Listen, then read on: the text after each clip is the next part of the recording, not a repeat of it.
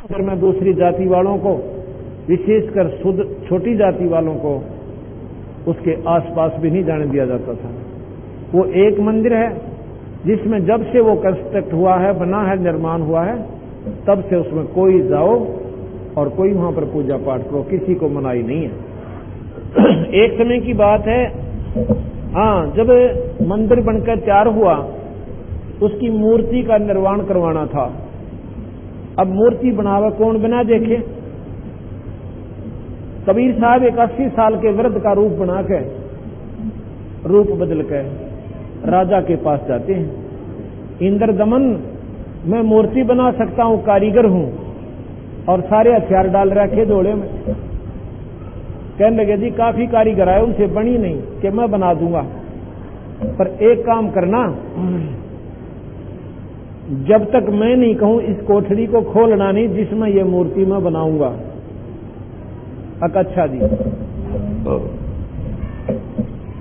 एक कमरे में वो पत्थर रख लिया, जो भी जिसका वो बनाने थे, और सारे औजार लेकर महाराज जी ने अंदर से सांकल बंद कर ली। कहते एक हफ्ता तक बनाते रहे, और भी ज्यादा समय लग गया। एक दिन गोरखनाथ जी आ जाते हैं, राजा से कहने लगे कि मंदिर में मूर्ति स्थापना नहीं करी। कहने लगे जी कारीगर बना रहा है, और ये बन जाएगी तब स्थापना करेंगे। गोरखनाथ कहने लगा मैं देखना चाहता हूं उसे, मुझे दिखाओ, कहीं गलत ना बना दे कोई। राजा ने कहा कि साहब नाथ जी उसको देखना नहीं, अभी कारीगर ने मना किया है कि जब तक मैं ना कहूं इस दरवाजे को खोलना नहीं। गोरखनाथ जी ने लाल आंख कर ली उसकी तरफ, गुस्सा हो गया। अब भाई गोरखनाथ संतों से डर लग गए। राजा ने सोचा यो खाम का कोई श्राप दे देगा और मेरी और बिरानमैती होगी। कहने लगी महाराज जी आप जानो, आपका काम जाने, और ये दरवाजा खुलवा लो। मैं तो देखो जी कह नहीं सकता इनको। गोरखनाथ ने जोर जोर से धक्के मारे, दरवाजा खोलो कारीगर, दरवाजा खोलो कारीगर। दरवाजा क्या न खोलने से, धक्के से तोड़ दिया दरवाजा। कहते हाथ बनाने रह गए थे, हाथों को बनाना रह गया था, टूंड रह गए, न्यो के न्यो, पंजे नहीं बनाए। जब दरवाजा खोल दिया वहां पर कारीगर नहीं पाया, और मूर्ति इनकम्प्लीट, सिर्फ हाथ बकाया थे, वो हाथ भी नहीं बने किसी पर। उसके बाद वो न्यो की न्यो, वो टूंड आज भी जगन्नाथ के मंदिर में स्थापित है, वो मूर्ति जगन्नाथ की। ऐसे प्रत्यक्ष प्रमाण होते हुए भी बंदी छोड़ के ऐसी परम शक्ति को ना जाने किसने अज्ञानतावश इस महापुरुष को दबा कर रख दिया।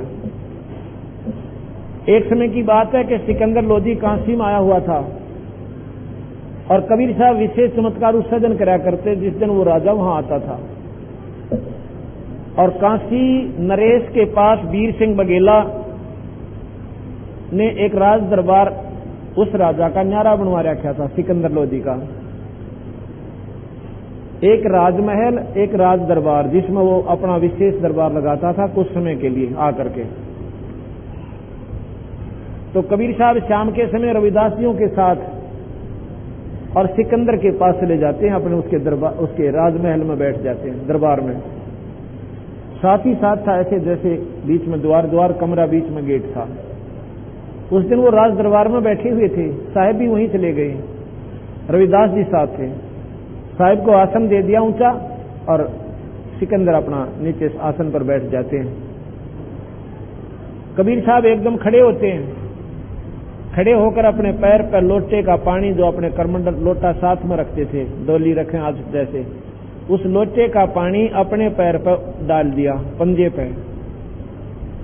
और इतना बड़ी आसन था, वो गीला हो गया। शेख तकी बैठा था वहां पे, 700। कहने लगा अरे ओ पागल, ये क्या कर रहा है तू? राजा को न्यू दिखाता ही कि देख बौड़े भगत ने, और गीला कर दिया इतना सुंदर आसन। सिकंदर का भी ध्यान उधर गया, को देखा कि महाराज जी क्या बात होगी, पैर को क्या लग गया? कहने लगे जगन्नाथ के पांडे का पैर जल रहा है। वो खिचड़ी तारा था। खिचड़ी कैसे बनती है वहां पर, 8-7 मटके एक दूसरे के ऊपर रख देते हैं ऐसे, और नीचे से अग्नि जलाते हैं। उसमें सबसे ऊपर वाला मटके की खिचड़ी पहले पकती है, उसके बाद वो उतार लिया जाता है, दूसरे की पकती है, फिर उतार लिया, इस करके वो सारी पकाई जाती है। जो ही वो पांडा ऊपर से ऐसे मटका उतार रहा था, वो जोर डटा कोनी और ऐसे वह खिचड़ी लुढ़क गई और उसके पैर पर उबलती हुई खिचड़ी पड़ गई। और कहते हैं मैंने वह बुझा दी, वह आग बुझ गई ना, मर जाता, इतनी जबरदस्त पीड़ा होती उसको। सिकंदर लोदी उस शेख तकी ने बोला जी देखो ये तो झूठ है जी, मैं नहीं मान सकता। तो क्या करें? कबीर साहब ने नाम बता दिया कि उसका नाम दीन दयाल था, है उस पांडे का। तो शेख तकी के कहने से सिकंदर लोदी ने वो एक दूत भेजा, 2 ऊंटा के ऊपर 2 सवार भेजे। ऊंटों के साधन ज्यादा चलते थे। वो कई दिन में पहुंचे, 7 दिन में वहां पहुंचे, और वो दिन और समय तारीख उन्हें नोट कर लिया था। जाके पूछा कि ऐसे ऐसे दीन दयाल नाम का कोई पांडा है? वो कहने लगे जी है, हमें मिलाओ, हम राजा सिकंदर के दूत हैं, उनसे हमने जरूरी सूचना लेनी है। जी वहां पहुंच गए। क्या नाम है आपका? कि दीन दयाल। इस तारीख को इस समय आप कहां थे? मंदिर में था। क्या कर रहे थे? कि कोई तो सेवा कर ही रहा हूंगा। कि तेरे पैर पे कोई ऐसे मटका गिरा था, जलती हुई खिचड़ी का गिरा था, तो किसने तेरी जलन को किसने बुझाया? कबीर साहब ने। कौन कबीर? काशी वाला। कहां रहता है?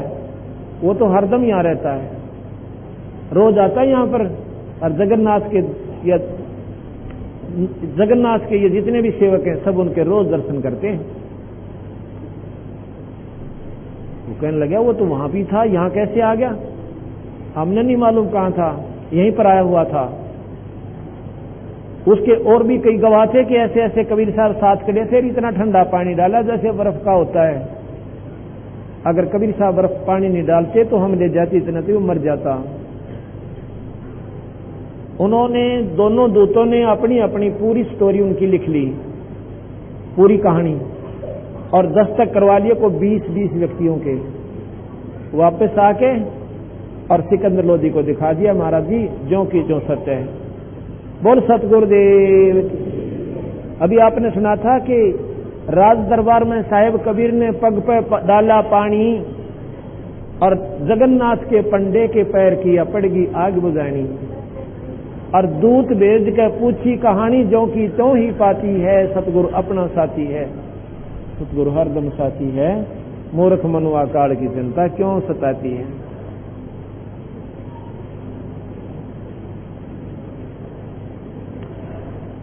एक बार क्या हुआ, अब शेख तकी की और ज्यादा जलन बढ़ती ही चली गई। एक दिन कबीर साहब सिकंदर लोदी से कहने लगे, महाराज जी सारे के सारे मुसलमानों को इकट्ठे कर ले जावे। कहने लगे हम इसकी परीक्षा लेंगे जी, और जब हम इनको मानेंगे। सिकंदर बोला जी एक बात बताओ पीर जी, आपने कितनी परीक्षा ले ली, और संतों को दुखी नहीं कराया करते, आप तंग पा जाओगे। आप तो खुद जान हो, आप सभी कहते हो कि संतों का आदर कराया करें, और तुम उनके साथ ऐसी बदतमीजी कर रहे हो कि मेरे ख्याल में दुश्मन भी ना करें, तो हम आपके नियम का कैसे अनुसरण करेंगे। कहने लगा विद्वान मत बन सिकंदर, तुझे मालूम है ना मेरे साथ सारे मुसलमान हैं। अब राज का ऐसा बूंदा तो उसका होश है, वो बेचारा ढीला पड़ जावे। अब देख लो महाराज जी थारी मौज। सिकंदर लोदी जाके कहने लगा साहब ये शेख तकी मुझे जीने नहीं दे रहा, यदि आपकी क्या राय है? क्या कहता है शेख तकी? ये नो कह है जी कि मैं इनकी परीक्षा लूंगा। कबीर साहब ने बोला भाई ले ले। मुझे मारेगा कोई बात नहीं, इसके हाथ से मेरी लिख रखी है तो भाई और कहां मरूंगा फिर मैं, तू चिंता ना कर सिकंदर, तू घबराओ मत ना, इसको छुट्टी दे दे, अब जितनी परीक्षा तू ले सकता शेख तकी ले ले।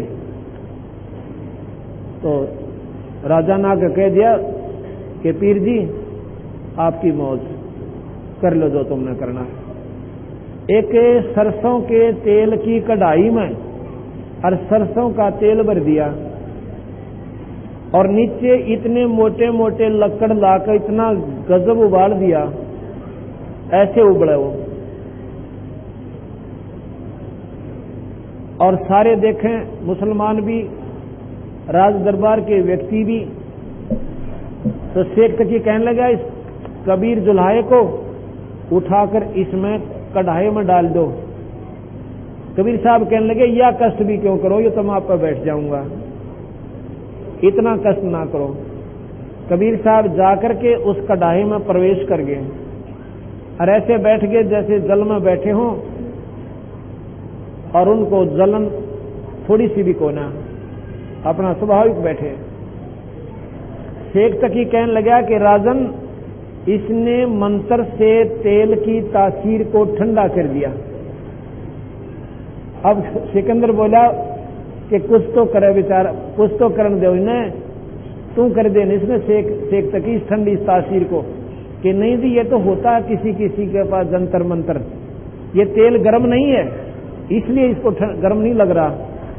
सिकंदर ने सोची कि सच्चे ये ठंडा हो गया हो, ऐसे उंगली देने के लिए टेस्ट करने की खातिर और कढ़ाई में उंगली देनी चाहिए। कबीर साहब कहने लगे उंगली मत देना, ढूंढी नहीं पाओगी। कदे न सोचे बेवकूफ के कहने सर इसमें उंगली कटुआ बैठे, पर ना मानना जी उन्हें सोचा महाराज ये ना जड़ते तो मेरे की फर्क पड़ा एक उंगली में, जितनी उंगली में पट गई थी इतनी गई, इतनी उंगली तेल में पहुंची थी कट कर दूर होगी और बेहोश होकर गिर गया सिकंदर लोधी।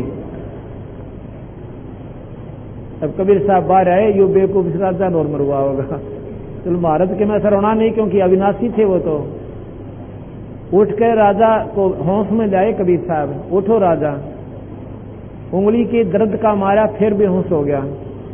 कबीर साहब ने पकड़ के वह उंगली ये पूरी कर दी, अगले भाई क्यों दुख पा रहा है, ना दर्द रहा ना कटी हुई उंगली रही। बोल सतगुरुदेव कबीर साहेब।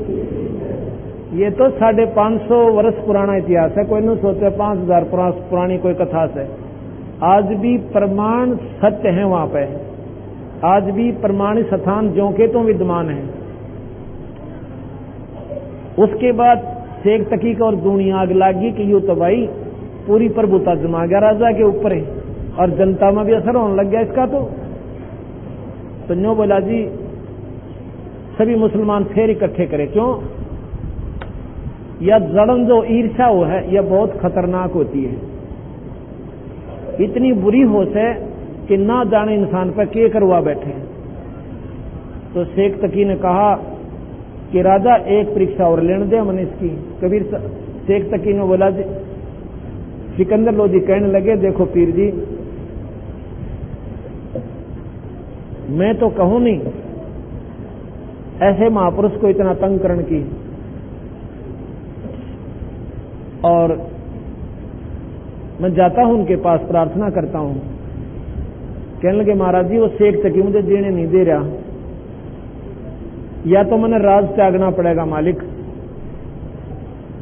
कबीर साहब कहने लगे ना भाई तने कुछ भी नहीं छोड़ना पड़े, उसकी मैंने कह दिया वो जो चाहे सो कर ले। तो कहने लगे क्या परीक्षा लेना चाहते हो पीर जी, कि हम अपने हिसाब की परीक्षा लेंगे, बताते को ना क्या करेंगे। कबीर साहब उनके साथ हो लिया। देख जुल्मी जीव सिर्फ न्यो इस उद्देश्य से कि ये ना हिंदू ना मुसलमान, इसका कोई सपोर्टर को ना है, अरे इसने क्यों करे तोड़ो, क्यों करे इसको दुखी करो, गरीब आदमी है। लेकर बंदी छोड़ को पकड़ कर बाजू से और एक जेरे कुएं में डाल दिया। बहुत गहरे पानी होते थे पहले, 100 हाथ पे यानी 150 फुट पे, और वो जेरा ऐसा होता है कि वो खराब पानी होकर के नीचे उसकी था कोना, उसमें ठाके पटक दिया बंदी छोड़ को। ऊपर से छड़े यानी ये कांटेदार झाड़ी, ईंट और छोटी ईंट, माटी, गोबर, गारा वो फुल कर दिया ऊपर तक। और शेख तकीनों का इब के देखूं तना इब निकली है बाहर।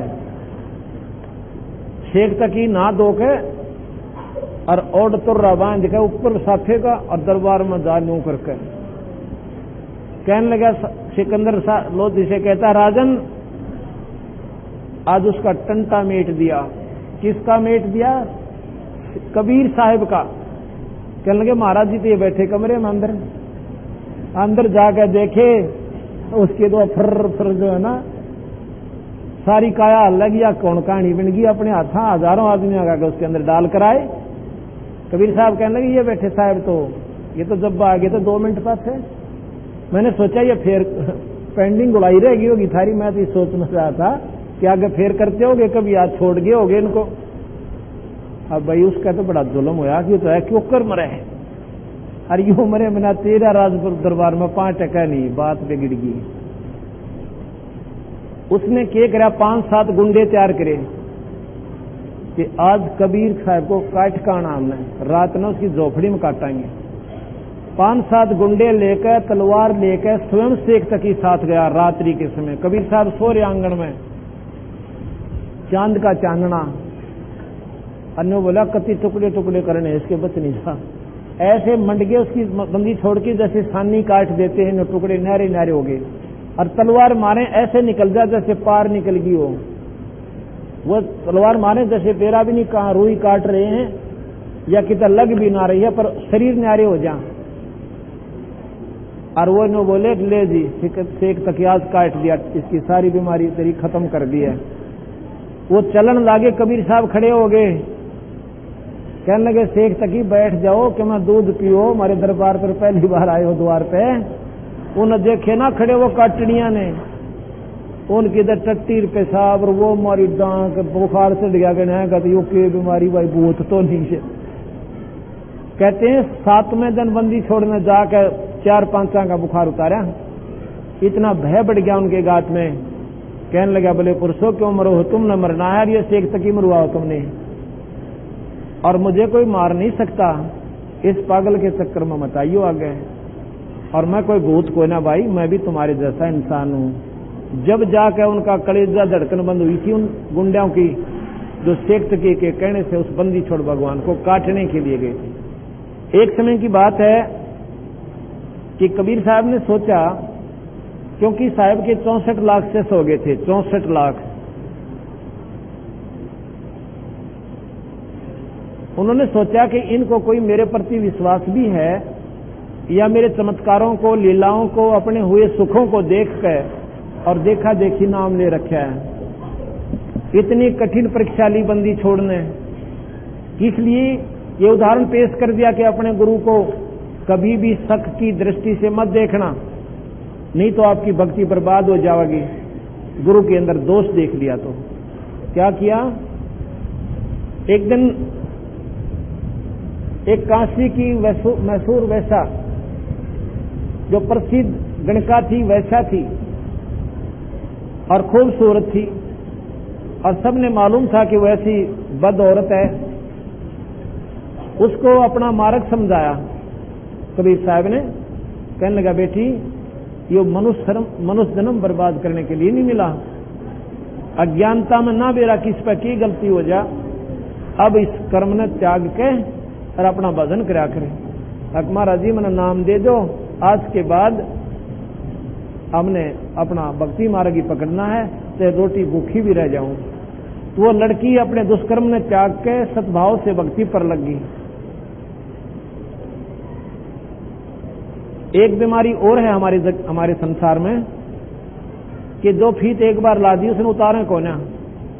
वो लड़की भक्ति करे और 6 महीने हो गए उसने नाम लिए न, और लोग फिर भी उसको वैसा कहते हैं, उसको गणका कहते हैं। कबीर साहब कहने लगे बेटी एक काम करा तुम्हारा तू। बोली महाराज जी ये जान भी आपकी है, जहां लाओ वहां ला लो। कैसे करना, कल तू खूब हार श्रृंगार करके अच्छी तरह कपड़े सुंदर पहन के हमारे साथ चलना। अच्छा महाराज जी। तो लड़की ने सुबह उठकर अपने सारे नहा धोकर स्नान किया, सारे हार श्रृंगार पहन कर चल पड़ी। रविदास जी कबीर साहब एक किराए पर हाथी ले आए। हाथी का ऊपर आगे तो कबीर रविदास को बैठा दिया, भाई तुम हाथी नहा के जाइए, और बीच में वह लड़की बिठा ली और एक बोतल में गंगाजल भर लिया शीशी में, और लड़की के कंधे पर हाथ धर लिया। वो तो उनकी पुत्री थी, लेकिन जिसमें जैसा विकार वो अपना ही आपे देखा करता है। उस लड़की के एक हाथ कंधे पर रख लिया, एक हाथ से वो दारू पी रहे हैं जैसे दुनिया की दृष्टि में, वैसे वो गंगा जल था। और काशी के बाजार में कह निकल गए सारे कह, जो भी देखे वही न्यों कह, देखो भैया आओ तुम्हें दिखाऊं, हम तो पहले ही कहते थे कि ये तो गुंडा व्यक्ति है, ऐसे औरतें इसके पास जाती हैं और तुम मान्य ना करते। उनके शिष्यों को लाओ पकड़ पकड़ कर बुद्धि से, अब देख तुम्हारे गुरु के कुकर्म, हम तो पहले ही कहते थे ये नीच दुल्हा है। हमारे कैसे अनजान से उन्हें सोची भाई साथे आप तो गुरु जी अनचाला पाड़ दिया, हम तो कितने जोगे को ना छोड़े। लेकिन उन बुद्धि भ्रष्टों ने ये नहीं सोचा कि ये महापुरुष और ये कर्म हाथी पर बैठ कर करें, पर बुद्धि भ्रष्ट होगी हमारी। अपने गुरु को गालियां दें, कोई न कहो मैंने तो वैसे ही नाम ले लिया था, एक दिन चले गए थे, 2 बात सुन ली थी, मैं उनका चिल्ला चला को नहीं, सारे 64 के 64 के लाख नरक में चले गई। गुरु के प्रति दोष देख के कहते हैं 2 बच गए, अर्जुन और सर्जुन नाम के, वो बाहर गए हुए थे, वापस आए, उन्होंने भी सुना कि ऐसे ऐसे गुरुदेव ने चाला कर दिया, कभी कितना जोग का काम नहीं छोड़ा, हम तो बाहर निकलने जोगे नहीं रह रहे। भाई क्या हो गया कि ऐसे ऐसे एक गणका के साथ बहुत बुरा कर्म करते देखे सारी दुनिया ने, ऐसी तरह बोला।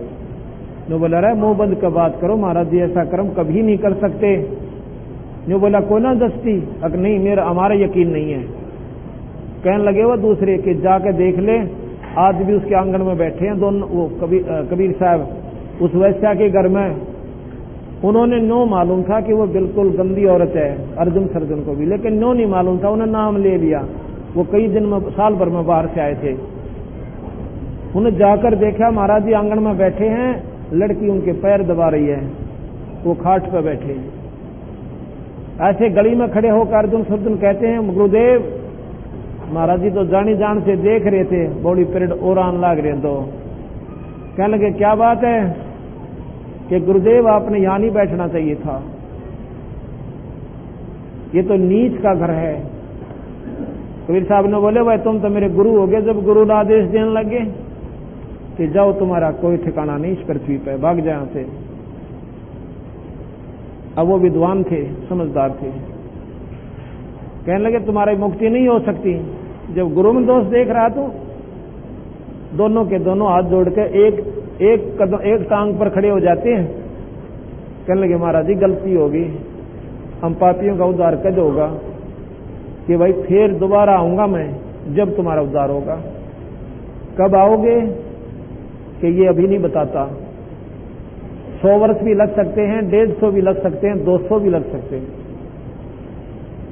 तो महाराज जी हम इतने दिन क्यों कर रहेंगे कि मेरी कृपा से तुम इसी शरीर में रहोगे।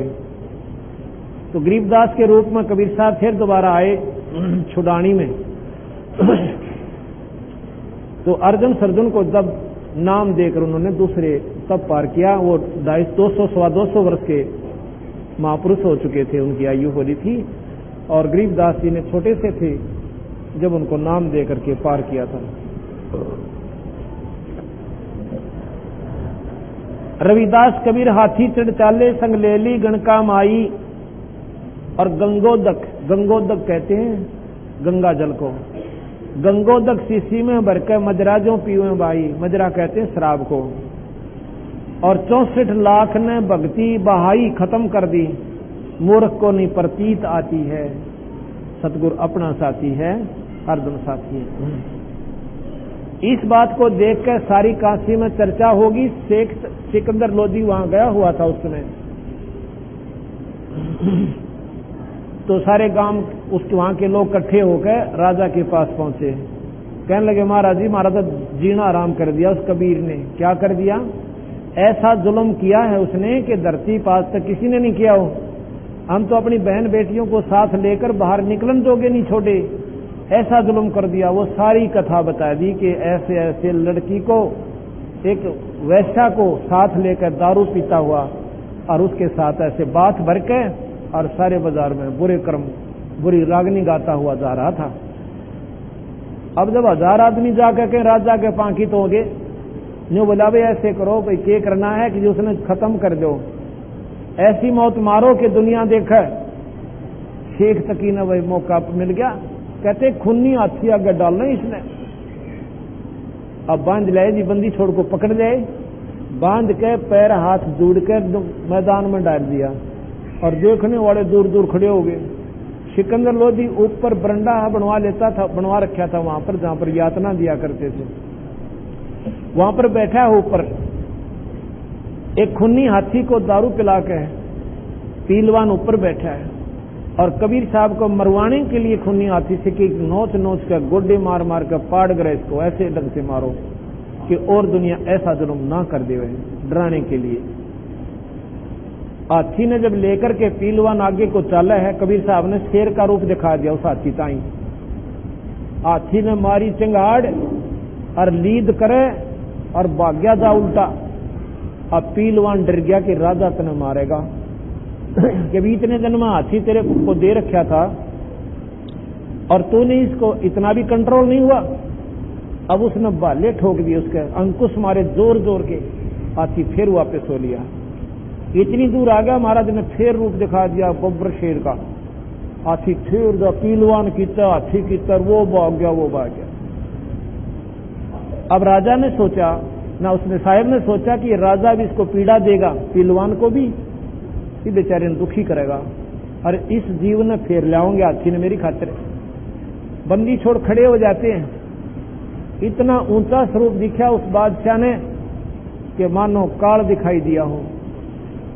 वहीं से ऐसे घबराता हुआ, जैसे कांपता हुआ सिकंदर लोधी और मैदान में आ जाता है, साहिब के चरणों में पड़ जाता है, हाथ जोड़ ले, मुझे माफ कर दो परवरदिगार, मेरे से गलती होगी, मैं नीच आत्मा हूं जी, मेरे को तो ये लोगों ने आकर बता दिया था, मैंने इसलिए आदेश दे दिया था, माफ कर दिया। कबीर साहब आगे करने, शेख तकी ने फिर सुस्कार दिया लोगों को कि राजा ने तो भाई ये तो इसकी मेहर करे, ऐसे बात नहीं बनेगी, इसको खत्म करेंगे। तो लोग फिर इकट्ठे होकर गए जी, नो नहीं बात बने, हम ऐसे नहीं माने, इसको खत्म करेंगे। बोला भाई कर लो खत्म, कैसे करोगे? तो उसको पकड़ के कबीर साहब को और किश्ती में बैठाकर गंगा के बीच में जा छोड़ा, पकड़ कर वहां न्यू डाल दिया। कबीर साहब उस जल के ऊपर ऐसे बैठे जैसे थल पर बैठा करें, एन ठाट से ऊपर बैठे और दुनिया देखे डूबा को नहीं, इतनी गजब की लहर कि उसको खत्म कर दे, 1 मिनट में भी ना पावे। और बंदी छोड़ उस लहर के ऊपर ऐसे बैठे, ऐसे हो रहे हैं बैठे बैठे, और पानी नीचे से जा रहा है।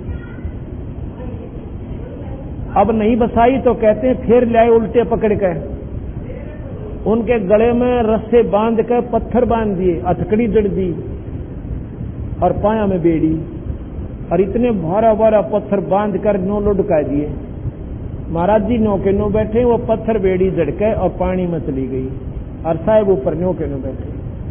अब क्या किया, दड़े मारन लग गए, पत्थर से भारा भारा मारे, एक भी नजदीक नहीं था, कोई इधर गिरे कोई इधर गिरे, कोई वहीं गिर जावे, को परले पार चला जाओ, परले दूसरी दूर जा पड़े। फिर सैनिकों को आदेश दिवा दिया शेख तकी ने कि गोलियां मारो। फिर गोली मारने लग गए, एक भी गोली बंदी छोड़ की तरफ नहीं जावे, ऐसे फिर जावे। बंदूक की गोली कद ऐसे होती है, वो ऐसे निशाना लें, गोली ऐसे जा रही है, ऐसे जा रही है। आखिर में तो गरीबदास जी लिखा कि तोब मंगवा ली, 8 पैर तक तोब के गोले उस बंदी छोड़ के ऊपर छोड़े 19 आत्माओं ने। जब साहब ने सोचा ये मूर्ख अनाड़ी लोग ऐसे नहीं मानेंगे, जल में डूब गए, दिखाई कौन दिए, आगे चाल ले जाएंगे बेकूफी तक कोई ना देते। जल में चले गए। सबने सोचा कि अब ये मर गया और इसके ऊपर ही रेता फिर जाएगा, खत्म हुआ। सब खुशी मनाते हुए आ जाते हैं और जाके बताएंगे रविदास को। वो बहुत गणे गुण गाया करता, ये अविनाशी है, ये भगवान है। जब वो नजदीक पहुंचे तो कबीर साहब वहां बैठकर रविदास के पास शब्द गा रहे हैं और उन्हें जानते सुना कि ये शब्द तो कबीर साहब की आवाज है। अंदर जाके देखा रविदास अकेले बैठे हैं। तो वो सभी शेख तकीर सब कहने लगे ये आवाज कहां से आ रही थी दूसरे व्यक्ति की, ये कौन था? अब कबीर साहब थे। कहां हैं? कि अभी तो गए हैं। आपने मिले को ना? अगर नहीं, हमें तो दिखाई नहीं दिए। उन्होंने सोची यार हम उड़ा हमारे सामने वहां डूब गया, दुनिया देखे यहां कैसे आ गया, आवाज उन्हीं की। फिर वापस गए, आगे देखा कि डूब गया है कि नहीं। कबीर साहब फिर ऊपर आ जाते हैं, नो कि नहीं वहां पर खड़े हैं, उसके ऊपर दिखाई नहीं दिए उनको। पहले दिखाई नहीं दिए, फिर ऊपर फिर प्रकट हो जाते हैं। तो आखिर में आर थक के वो अपने घर चला जाते हैं, बंदी छोड़ वहां से अंतर्जान हो जाते हैं, अपने स्थान पर आ जाते हैं। एक समय क्या हुआ, अब शेख तकी ने आखिरी झटका दिया कबीर साहब को। ऐसे ऐसे 52 चमत्कार हैं। उन्हें क्या सोचा कि काशी के सभी हिंदू और मुसलमान, वहां के पांडे जो मौलवी काजी पंडित सारे इकट्ठे कर लिए और उनको कह गया कि तुम एक ऐसा झटका दो इसको कि ये काशी छोड़कर चला जा। सभी ने विचार किया कि ऐसा करते हैं कि कबीर साहब के नाम का झूठा प्रचार कर देते हैं कि कबीर साहब फलाने दिन भंडारा करेगा, 3 दिन का भंडारा होगा। ऐसा विचार विमर्श करके उन अनजानों ने कबीर साहब के नाम से चिट्ठियां बना बना के सभी महापुरुषों के पास सारे हिंदुस्तान में भिजवा दी। 1 महीना पहले ऐसा प्रचार कर दिया। जिस दिन निश्चित समय था उस दिन 18 लाख व्यक्ति और काशी में चौपड़ के बाजार में आकर डट जाते हैं। बहुत लंबा चौड़ा क्षेत्र था, 18 लाख, जिसमें महात्मा सभी बेखों के, हिंदू और मुसलमान भी सारे आकर के 18 लोग महापुरुष वहां पर इकट्ठे हो जाते हैं। रविदास जी सवेरे सवेरे घूमने के लिए जाता है। वो पूछता है कि महापुरुषों आज कैसे एकत्रित हुए? वो कहते हैं कि काशी के लोगों तुम बावड़े तो नहीं होगे? जो आता वही पूछ रहा है कि आप कैसे आ गए? यहाँ कबीर साहब भंडारा कर रहे हैं, तुम्हें मालूम भी को ना? रविदास के कौन कबीर? ले तुम कबीर को भी नहीं जानते? जिसने इतना बड़ा भंडारा करने जा रहे हैं, इतना विशाल भंडारा हो रहा है। कबीर साहब रविदास कहने लगे फिर भी बताओ तो कि वो काशी वाला जुलाहा कबीर भाई कैसे आए तुम? कोई चिट्ठी गई? हाँ देखो पत्र हमारे पास है। वो पत्र पढ़वाया, पढ़ के सुनाओ। उसमें लिखा कि फलाना दिन काशी में रहने वाला जुलाहा कबीर भी भंडारा कर रहा है। रविदास जी तो बेचारा कित जंगल पानी जावा था, वापस हो लिया। आकाश तक काम कति डबो दिया इन्हें। कबीर साहब से जाके कहा कि साहब आज काशी छूटेगी अपनी। अब क्या बात होगी भाई? वो तो सारी जाने थे। कहने लगे 18 लाख आदमी जहां तक देखे महापुरुष और भंडारा कहते हैं कबीर साहब कर रहा है, झूठी पर्चा चिट्ठी लिख रखी है और दुनिया आगे महाराज जी के ऊपर बात बनेगी। कहने लगे आप यहां मेरे पास बैठ जाओ और कवाड़ बंद कर लो अपने। हम कितने रोटी देंगे? हमारे पास अपना पेट ना भरता, अपने आप चले जाएंगे घूम फिर के। हमारे साथ भाई बदतमीजी घनी कर दी इन लोगों ने। ये नहीं चाहते कि हम काशी में रहें और भाई काशी भी छोड़ जाएंगे, कोई बात ना, बैठ जाते। बैठ के आकार रूप में रविदास को दिखा रहे हैं, निराकार रूप में अपना दूसरी स्वरूप में बंदी छोड़ सतलोक पहुंचे। वहां पहुंचे तो वहां कहा कि ऐसे ऐसे 9 लाख बैलों के ऊपर और सामान बना भेजो। तो वहां कहते हैं महाराज असंख्यों तैयार खड़ी हैं पहले ही और जितने बैल ले जाने हो ले जाओ। वो संत वहां की हंस आत्मा बैल बनी, उनके ऊपर पके पकाए खीर के माट, पूरी, हलवे, 100 प्रकार की बर्फी, जलेबी, लाडू, 9 लाख बैलों की गून पर, जैसे गधे का बोरा होता है ऐसे बैलों के ऊपर गून रखा करते, वो पवित्रता का प्रतीक होता था।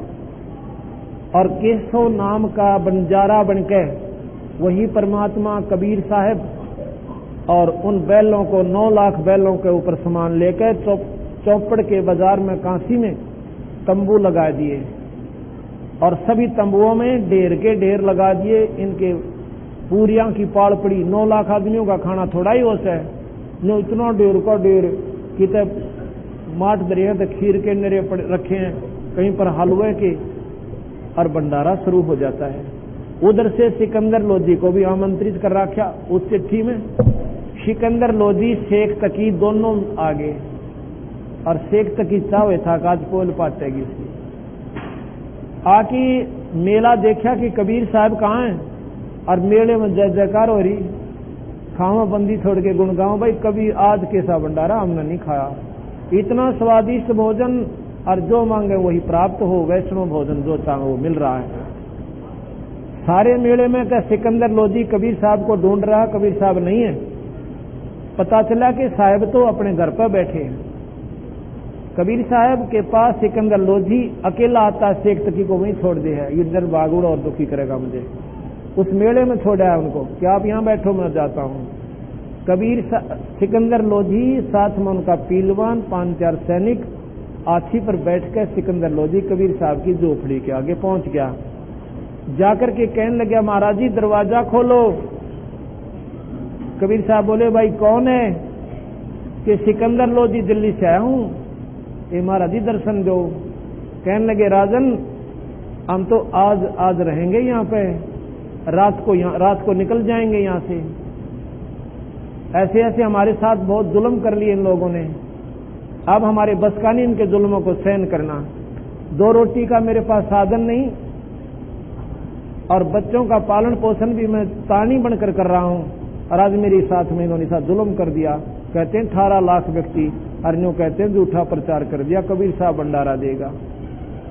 मैं कहां से दूं महाराज जी, आप ही बताओ। सिकंदर लोधी कहने लगा, परवरदिगार ये किसी और न बहकाना आप, जिसने आपकी लीला ना देखी हो। क्या हो गया? मैं सिकंदर शेख तकी तो डरता ना बोलता, क्यों? उसने डर लागे कदे तेरे राज ने ना खो दे, पर बंदी छोड़ मेरे हृदय में जगह आपके प्रति जो की तो है। एक बार दर्शन दे दो महाराज जी, दर्शन दो। रविदास से कहा, दरवाजा खोल दे भाई। आके सिकंदर लोधी चरणा में पड़कर रोने लग गया। बंदी छोड़, एक बार चल करते देखो आपने के रंग ला रखा वहां पे। कबीर साहब कहने लगे जी, कबीर साहब से वो कहा सिकंदर ने, एक बार महाराज जी मेरे साथ चलो मेले में। जब कबीर साहब खड़े हुए ना चलन की खातर, आकाश से फूल बरसन लागे, बंदी छोड़ गया ऊपर। बोल सतगुरुदेव की।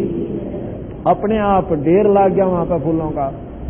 सिकंदर लोधी ने कबीर साहब को हाथी पर बैठाया अपने चैंडोल में, और अपने हाथ नो चोर करने लगे उनका ऊपर।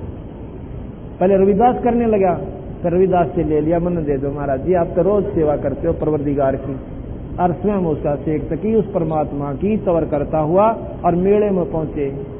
वहां पर केसों से पूछ रही है वह दुनिया कि आप कबीर साहब के क्या लगते हो? वो कहता, मैं उनका दोस्त हूं, पगड़ी बदल। मेरे पास चिट्ठी गई थी कि एक छोटा सा भंडारा है और कुछ सामान लेते आइएगा। ओए होए होए, वो तुरा बोलो, इतने बड़े भंडारे को अर्नियों कहें छोटा सा भंडारा है, कुछ सामान लेते आइएगा। मैं तो उसका दास हूं भाई, ऐसे ऐसे लाख भंडारे करेगा तो भी दूर नहीं उससे। तो शेख वहां आगे बंदी छोड़ और मेले में घूम रहे हैं, देख रहे हैं।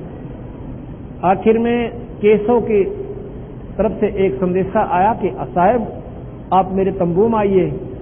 कबीर साहब उतर के साथ में शेख तकी और सिकंदर लोधी और तंबू में चले जाते हैं। वहां पर 8 पैर तक केशव प्रश्न करता कबीर साहब से डबल रोल में कि महाराज जी क्यों आए से गंदे स्थान पर है, एक पल का एक सुख का सांस आपको ये लेने नहीं देते दुनिया। कहने लगा, केशव तो नहीं जानता मेरे दुख ने, ये सारी मेरी आत्मा है। आप केशव ने कहा कि आप इनको खत्म क्यों नहीं कर देते, शेख तकी जैसे दलील को आपको इतना तंग कर रहा है कि किसको खत्म कर दूं, ये तो अनाड़ी है, ये है तो मेरा ही बच्चा, क्योंकि सब आत्मा मेरी है, सतलोक से आई हुई है, इनको मारूं तो मारूं किसको। इस करके पंथी छोड़ने इतना दया भाव दिखा उस दुनिया की चौन तोड़ी। 8 पैर तक सत्संग हुआ वहां पर, इसी सतलोक के बारे में जानकारी वहां बंदी छोड़ने दी। बोल सतगुरुदेव। उसके बाद क्या हुआ कि जब वो भंडारा समापन हो लिया, 3 दिन भंडारा चला। एक दिन में 3 जून होती है, सुबह नाश्ता, दोपहर में खाना, शाम में फेर, और 3 दिन तक, और 18 लाख व्यक्तियों का। ओए होए, गरीबदास जी कहते हैं खुला भंडारा, गैब का बिन चिट्ठी बिन नाम, और गरीबदास मुक्ता चले धन केशव बलि जाम। जब चलने लगे वो केशव दुनिया के सामने कबीर साहब में समा गया, अकेले कबीर साहब रह जाते हैं, वहां केशव नहीं रहा। बोल सतगुरुदेव सत साहेब। मुक्ति का मार्ग जोरे है, कोई देखो सत्संग करे। मुक्ति का मार्ग जोरे है, कोई देखो कोई देखो सत्संग करके, कोई देखो सत्संग के। मुक्ति का मार्ग दूर है, कोई देखो। सत्संग किया था बजरंगी ने मुनिंदर जी के संग में। सत्संग किया बजरंगी ने मुनिंदर जी के संग।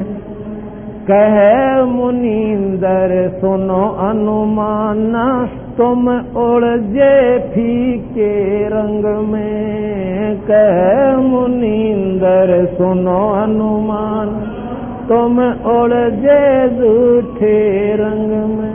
ये 30 करोड़ राम ओझा लिए, जीत जीत के जंग ने। ये 30 करोड़ राम ओझा जीत जीत। देखा सतलोक नजारा था, विधि पूछी चरण पकड़ के। विधि पूछी चरण पकड़ के, विधि पूछी चरण पकड़। मुक्ति का मार्ग दूर है, कोई देखो करके। मुक्ति का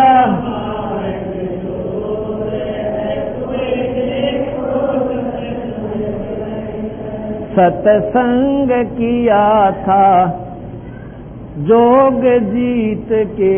सत्संग में एक दिन आ गए काग भुसंडा, जोग जीत के सत्संग में एक दिन आ गए। ऐसा सत्संग नहीं सुना मैं, फिर लिया नौ खंडा। ऐसा सत्संग नहीं सुना मैं, फिर उपदेश लिया जब सुमरण कीन्या, तब मिटा काल का डंडा। उपदेश लिया फिर सुमरण कीन, तब मिटा काल का डंडा। वो करे अधीनी बंदगी, सतगुरु चरणा के माँ पढ़ के। सतगुरु चरणा के माँ पढ़ के, सतगुरु चरणा के माँ पढ़ के। मुक्ति का मार्ग जोर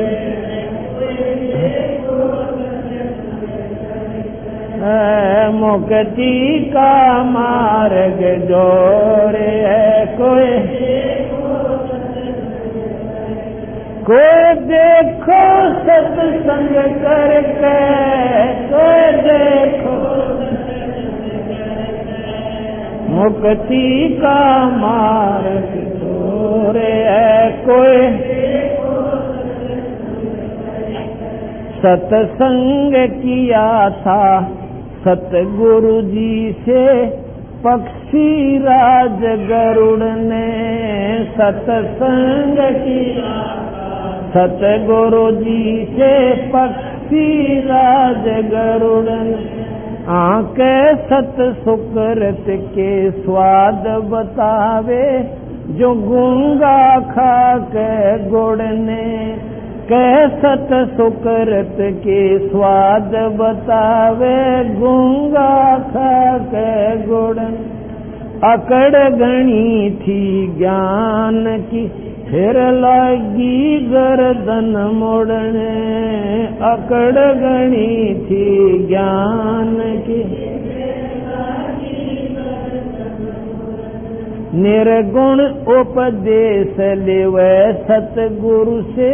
तब सुरत अगम को सरक, तब सुरत अगम को सरक, तब सुरत शरक। मुक्ति का मार्ग दूर है कोई। मुक्ति का मार्ग दूर है कोई। कोई देखो सत्संग करके, कोई देखो मुक्ति का मार्ग दूर है। साहेब कबीर ने नानक जी से कही अगम की वाणी। साहेब कबीर ने नानक जी कही अगम की। कह नानक में तो वाको मनुजा की जोत स्वरूप निशानी। कह नानक में तो उसको मनुजा की जोत स्वरूप। देखी सतलोक की चांदनी वा ज्योति फीकी जानी। देखी सतलोक की चांदनी वा ज्योति फीकी। वाहे गुरु सतनाम कया उन गणी उमंग में वर्क। उन गणी उमंग में वर्क, उन गणी उमंग में। मुक्ति का मार्ग ओ है कोई दे। मुक्ति का मार्ग दूर है। सत्संग हुआ था मुक्ति का मार्ग और है कोई देखो। के मुक्ति का मार्ग दूर है कोई। साहेब कबीर के सत्संग में एक दिन आ गए गोरखनाथा। साहेब कबीर के सत्संग एक दिन आ गए गोर। वो सिद्धि बल से बोलते सतगुरु कहें ज्ञान की बात। वो सिद्धि बल से बोलता सतगुरु कहें ज्ञान की बात। जब पूर्ण सिद्धि दिखलाई तब नाथ जी रगड़ा माथा। जब पूर्ण सिद्धि दिखला तब नाथ जी रगड़ा। गोरख ने वेद शब्द का पाया सतगुरु चरणा बीच पसर के। सतगुरु चरणा बीच पसर के, ना बीच पसर के। मुक्ति का मार्ग दूर है। मुक्ति का मार्ग दूर है। कोई देखो सत्संग करके, कोई देखो के मुक्ति का मार्ग दूर है।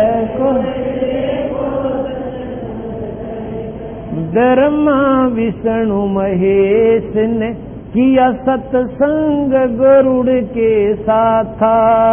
ब्रह्मा विष्णु महेश किया सत्संग गरुड़ के साथ। तीनों देवानों कहने लगे हम सर्वलोक विधाता। तीनों देवानों कहने लगे हम सर्वलोक विधाता। गरुड़ कहे ये बालक मर गया इसे जवा दो दाता। गरुड़ कहे ये बालक मर गया इसे जवा दो। नहीं जिया तब न्यो बोले यो तो आठ परम ईश्वर के, ये तो आठ परम ईश्वर के, ये तो आठ परम ईश्वर के। मुक्ति का मार्ग दूर,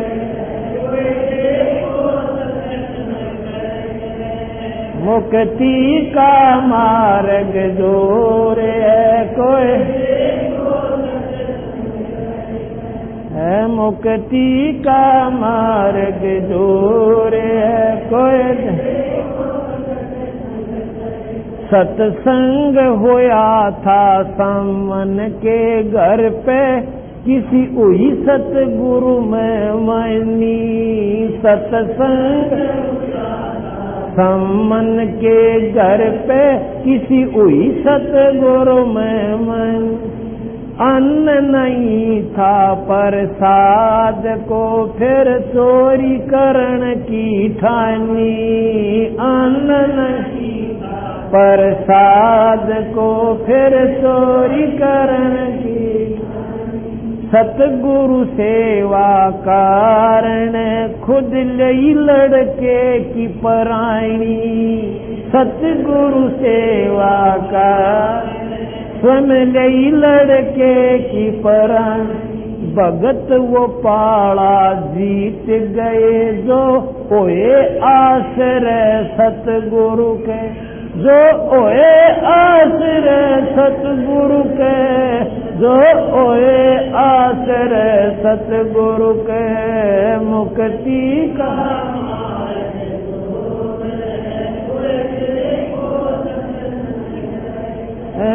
मुक्ति का मार्ग दूर है। कोई देखो सत्संग करके, के मुक्ति का मार्ग दूर है। मान गुमान छोड़ मेरे मनवा, तत्व भेद तब दर्शे। मान गुमान छोड़ मेरे मनवा, तत्व भेद तब दर्शे। प्रेम भाव सतगुरु में ओजा, फिर सद अमृत बरसे। प्रेम भाव सतगुरु से हो, तब सजय अमृत बरसे। सार शब्द पाए बिना सतलोक जानन तरसे। सार शब्द पाए बिना सतलोक। राम पाल मुक्ति को पाले, हरदम सतगुरु नाम सुमर के। हरदम सतगुरु नाम सुमर के, हरदम सतगुरु नाम सुमर के। मुक्ति का मार्ग दूर के, मुक्ति का मार्ग दूर। कोई देखो सत्संग करके, कोई से मुक्ति का मार्ग दूर है, कोई सही। अब इस शब्द के माध्यम से परमात्मा बंदी छोड़ कबीर साहब की आपने और विशेष महिमा सुनने को मिलेगी, जिसमें कई बार तो आपका मन स्वीकार करेगा, कभी नाकार करेगा। क्योंकि हमने जो शास्त्र आज तक सुने थे उनसे आगे हमारी बुद्धि बड़ी मुश्किल से सरक पाती है। कोई भी जानकारी या ज्ञान होता है वो सुनने से ही हुआ करता है। कबीर साहब बंदी छोड़ चारों युगा में आए हैं। सतयुग में सतसुकृत नाम से, त्रेता में मुनिंदर नाम से। जब मुनिंदर नाम से आए थे तो श्रीलंका पर जब पुल बनाया था समुद्र पर, कबीर साहब की रजा से वो पत्थर हल्के हुए थे। रामायण में हम सुनते थे कि भगवान राम ने पत्थर स्वयं रखने चाहे थे, वह डूब गए थे, नहीं तैरे। नल नील ने भी कोशिश करी, वो पत्थर नहीं तैरे। फिर कहते हैं कि हनुमान ने राम का नाम लिख दिया था, जहां ते तिर गए।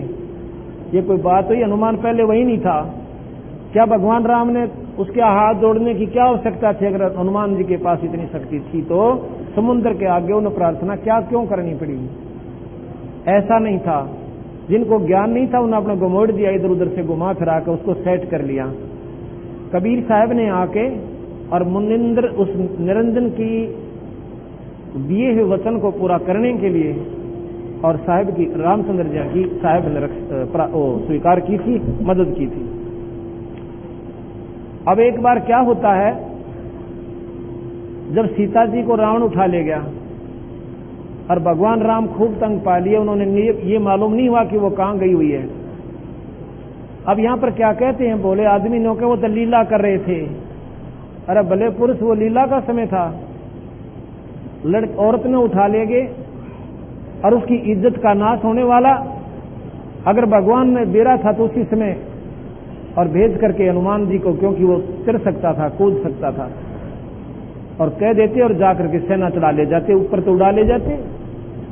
लीला चलो और तो मान ले, लीला भाई रो रहे थे, ऐसे कर रहे थे, लेकिन इतना समय विलंब करना वो लीला क्या थी? नहीं थी। भगवान राम को नहीं जानती वो कहां गई है। ऐसा क्यों? क्योंकि निरंजन ने उतनी ही बुद्धि दी है हमारे को, जो अवतार भेजे हैं उससे ज्यादा उसको बुद्धि नहीं दी। जहां पर जितनी शक्ति, वो 14 कला के भगवान थे। भगवान कृष्ण 16 कला के थे और 2 कला परशुराम की रामचंद्र जी ने ली थी, जब वो 16 कला के हुए थे।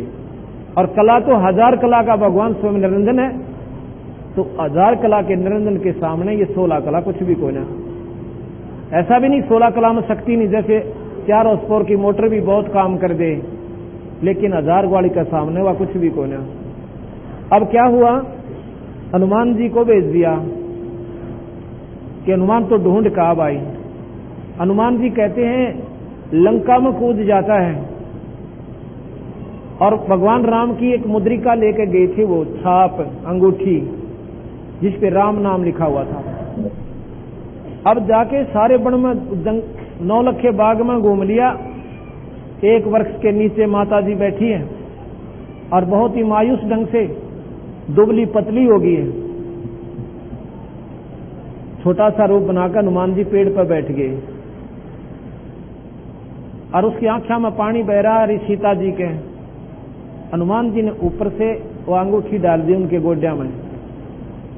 अंगूठी ने देख के कि ये तो भगवान राम की अंगूठी है। ऊपर ने देखा एक बंदर बैठा है। अब और दूनी डर जाती है कि इन वानरों ने भगवान राम को खा लिया, वो बेहोश हो गए होंगे, क्योंकि मेरी याद में कई दिन की बात होगी, खाना पीना खाया नहीं होगा, दुर्लभ होकर दुर्बल होकर गिर गए होंगे। अब क्या कहे उसको? जब उस अंगूठी को देख हनुमान जी ने न राखी थी, यह माता है, उस अंगूठी को देखकर बार बार मत्थे से लगा रही है और रो रही है। कहते रे बंसर, तने तो आखिरी निशानी भी लाकर दे दी मेरे सुहाग उजड़े की। जब जान गया कि सीता जी है, उसी से में नीचे आ जाते हैं और कहते हैं माता जी मैं तो आपकी खोज करने खातिर भगवान राम ने भेजा हूं और चिंता ना करें हम जल्दी आए। न बोली रे तन तो मेरा कति जल डगा दिया था, क्या की अंगूठी लाया तो आके कह देना चाहिए था, तन तो मेरा कति रही खई भी मार दी थी, पागल यू के कराया तने। ने बोले माता जी मैंने पहचान नहीं थी आपकी, इसलिए मैंने ये डाली थी कि वो होगी तो ठीक है, ना तो इसने उठा के फिर भाग लूंगा और कोई होगी तो न्यो बोली माता जी मुझे भूख लगी हुई है, रोटी खाऊं? ने बोली भाई मैं किसके पूड़े खुआऊं, मुझे समय पर नहीं मिलता यहाँ पर। ने बोला फल लग रही है खा लूं? ने बोली भाई देख तोड़ के ना खाइए, अरे मेरा जीना आराम कर देंगे आरामजादे, को नीचे गिरा हुआ तो वैसे खा लिए भाई, न छेड़िए मत ना। उन्हें सोची इन तो कसाइया न भैया माता जी कति दुखी कर रखी है, बेचारी इतनी डरा रखी है कि यार फल तोड़ती हैं भी डरे। उसने पकड़ा उसके वृक्ष के चोटी और बगा दी समुद्र में। कहते 9 लाख बाघ कति उजाड़ के गिर दिया, और पहले हम छक्का खाए और फिर बाकी रहे थे बगा दिए समुद्र में। रखवाले आए उन्होंने गढ़ दिए, वो रावण दौड़ गए। यानी लंबी सबको मालूम है इस कथा का। तो हनुमान जी फिर न्यू बोली माता जी भगवान का क्यों कर पेटा भरा है, मैंने कोई ऐसी निशानी दे दो। लंबी लंबी